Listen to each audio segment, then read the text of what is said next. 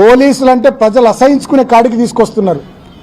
మొన్న మా ఇంటి దగ్గర కూడా పెద్ద ఎత్తున నన్ను అరెస్ట్ చేసే సందర్భంలో మా కార్యకర్తలు నిరసన తెలిపితే శాంతియుతంగా వాళ్ళ మీద లాఠీచార్జ్ చేశారు.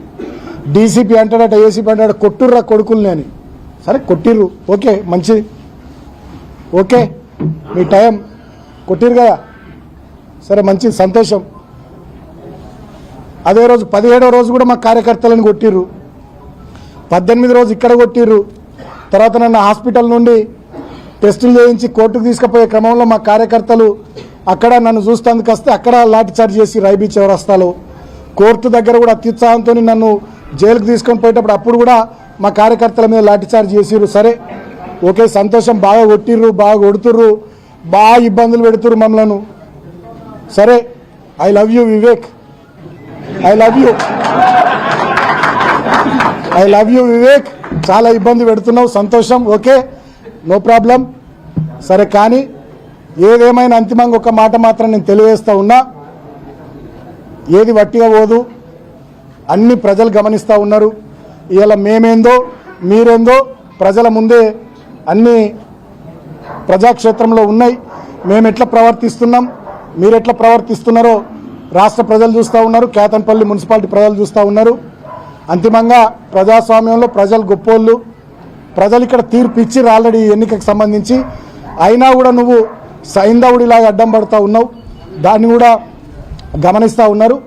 డెఫినెట్గా రాబోయే రోజుల్లో సరే ప్రజలే మీ విషయంలో ఏం చేయాలో ప్రజలే ఆలోచిస్తారు.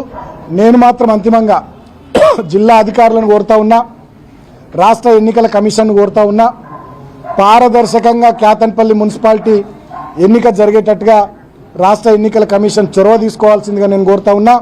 జిల్లా అధికారుల మీద మాకు నమ్మకం లేదు. వీళ్ళంతా ఆల్రెడీ జిల్లా అధికారులే, పేరుకు మంచిర్యాల జిల్లా అధికారులు, కానీ వీళ్ళంతా Visakha industries employees. Visakha industries ఎంప్లాయీసే మంచిర్యాల జిల్లా అధికారులు, వాళ్ళు పోలీసు వాళ్ళు కానీ రెవెన్యూ వాళ్ళు కానీ ఎవరన్నా కానీ. అట్లా అయిపోయింది, ఏం చేస్తాం.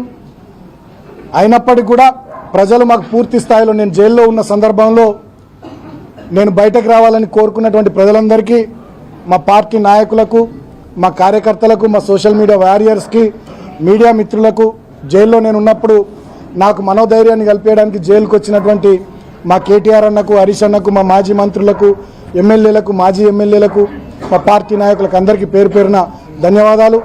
నాకు బెయిల్ రావడానికి ఎప్పటికప్పుడు మా లీగల్ టీంతోని అటు హైదరాబాద్లో, ఇటు మంచిర్యాలలో, చెన్నూరులో ఎప్పటికప్పుడు వాళ్ళతో మాట్లాడుతూ విషయాలు తెలుసుకుంటూ నాకు బెయిల్ రావడానికి లీగల్ టీంని ఎప్పటికప్పుడు అలర్ట్ చేసిన మా పార్టీ పెద్దలు, తెలంగాణ తొలి ముఖ్యమంత్రి కేసీఆర్ గారికి హృదయపూర్వకంగా కృతజ్ఞతలు తెలియజేసుకుంటూ అంతిమంగా నేను మీడియాను కోరుతా ఉన్నా, ప్రజాస్వామ్యంలో మీరు 4th ఎస్టేటు, మరి కేతన్పల్లి మున్సిపాలిటీ ఎన్నికను మరి మీరే, వాస్తవానికి మెజారిటీ ఈజ్ లా, మాకు మెజారిటీ ఉంది, 22లో 14 మేము ఉన్నాం.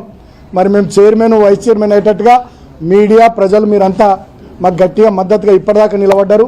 అదేవిధంగా గట్టిగా మాకు వెన్నుదన్నుగా నిలబడాలని కోరుకుంటూ, ముఖ్యంగా నేను మా సిపిఐ సోదరులను హృదయపూర్వకంగా అభినందిస్తూ ఉన్నా. వాళ్ళు గట్టిగా మాతో నిలబడ్డారు, చివరిదాకా కలిసి పోటీ చేసినాం. చైర్మన్, వైస్ చైర్మన్ ఎన్నిక అయ్యేంత వరకు కూడా బీఆర్ఎస్తోనే ఉంటామని చెప్పి సిపిఐ వాళ్ళు కూడా చాలా గట్టిగా కరాఖండిగా చెప్పి వాళ్ళు కూడా మాతో ఉన్నందుకు ఏఐటీసీ రాష్ట్ర అధ్యక్షులు సీతారామయ్య గారికి, సిపిఐ రాష్ట్ర కార్యదర్శి వర్గ సభ్యులు సోదరులు కలవేన శంకర్ గారికి, అదేవిధంగా జిల్లా సెక్రటరీ రామడుగు లక్ష్మణ్ గారికి, టౌన్ సెక్రటరీ మిట్టపల్లి శ్రీనివాస్ గారికి, వాళ్ళకు కూడా హృదయపూర్వకంగా, వాళ్ళ రాష్ట్ర కమిటీ నాయకులకు కూడా హృదయపూర్వకంగా కృతజ్ఞతలు తెలియజేస్తూ, అంతిమంగా ప్రజాస్వామ్యంలో ప్రజలు ఇచ్చిన తీర్పు గౌరవించబడాలని చెప్పి మీడియా ద్వారా నేను ప్రభుత్వాన్ని కోరుతా ఉన్నా. ప్రజలకు కూడా కాంగ్రెస్ పార్టీ చేస్తున్నటువంటి దుర్మార్గాలు గమనించాలని ప్రజలకు కూడా నేను విజ్ఞప్తి చేస్తూ ఉన్నా.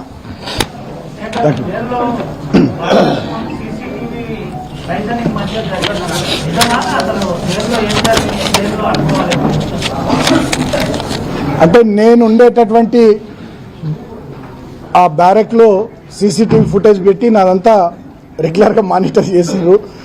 సరిగా వాళ్ళకి పైకి వెళ్ళి ఆఫీసర్స్ ప్రెషరు రిస్ట్రిక్ట్ చేసిరు. బాగా చెప్పిన గొంతు పోయినా, ఇప్పటికి గొంతు ఇంకా కోలుకోలే, గొంతు పోయినా 1-2 డేస్ కొంచెం లైట్గా ఫీవర్ వచ్చినా, రకరకాలుగా ఏమున్నా, దోమలు బాగున్నా పెద్దగా ఏం సహకరించాలి, ఇబ్బందులు పెట్టిరు. ఇక అందుకనే కదా వివేక్ ఐ లవ్ యూ చెప్పిన. చాలా ఇబ్బందులు పెట్టినామని.